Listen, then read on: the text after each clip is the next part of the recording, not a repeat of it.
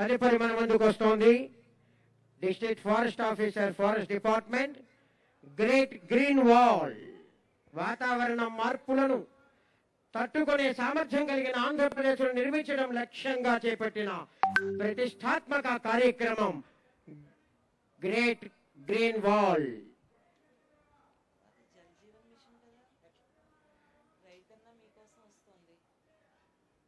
India state of forest report 2023 ప్రకారం ఆంధ్రప్రదేశ్ రాష్ట్ర భౌగోళిక విస్తీర్ణం,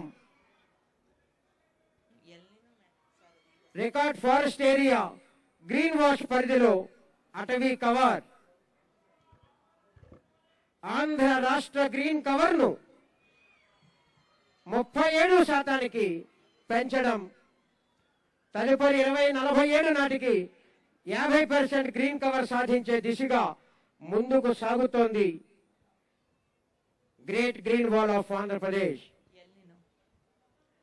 రాజశేఖర్ మీకోసం సెక్రటరీ కొంచెం గ్యాప్ రాకుండా చూడండి సార్, కొంచెం ఫాస్ట్ మూమెంట్.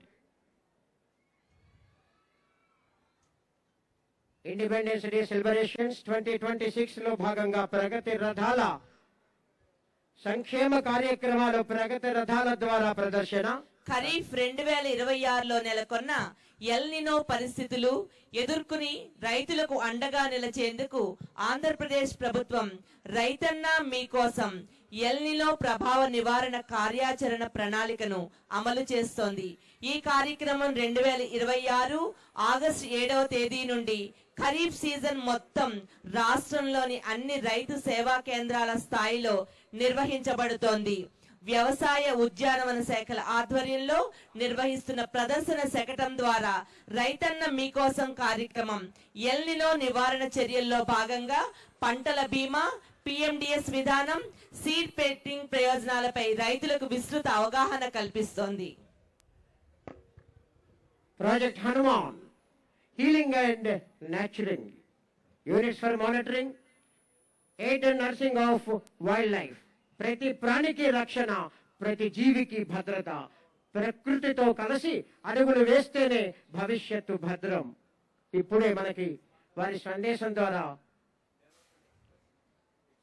అందించారు గౌరవ ముఖ్య అతిథి వారు. అదిగో అల్లదిగో వస్తోంది మన ముందుకు పంచాయతీరాజ్ ఇంజనీరింగ్ డిపార్ట్మెంట్ వారి శకటం.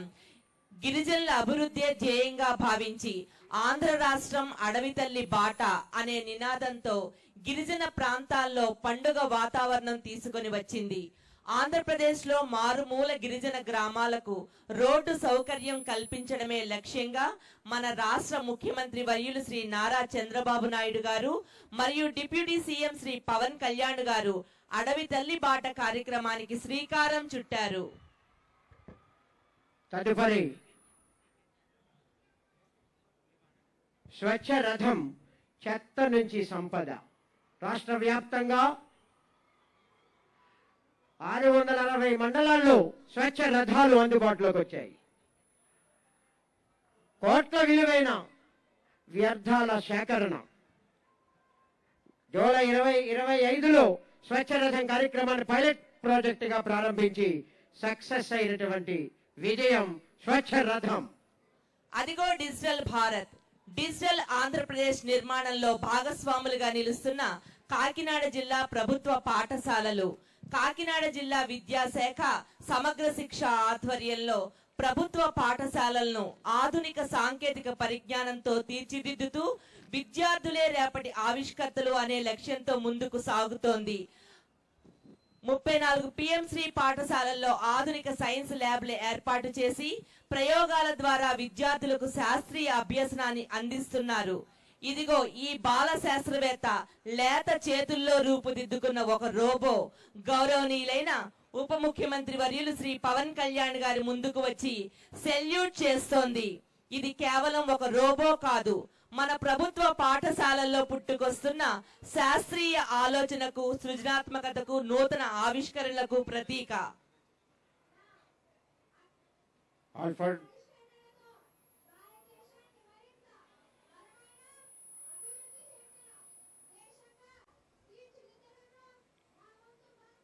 3D ప్రింటర్ ద్వారా పవన్ కళ్యాణ్ గారి ఇమేజ్ క్రియేట్ చేశారు చూడండి.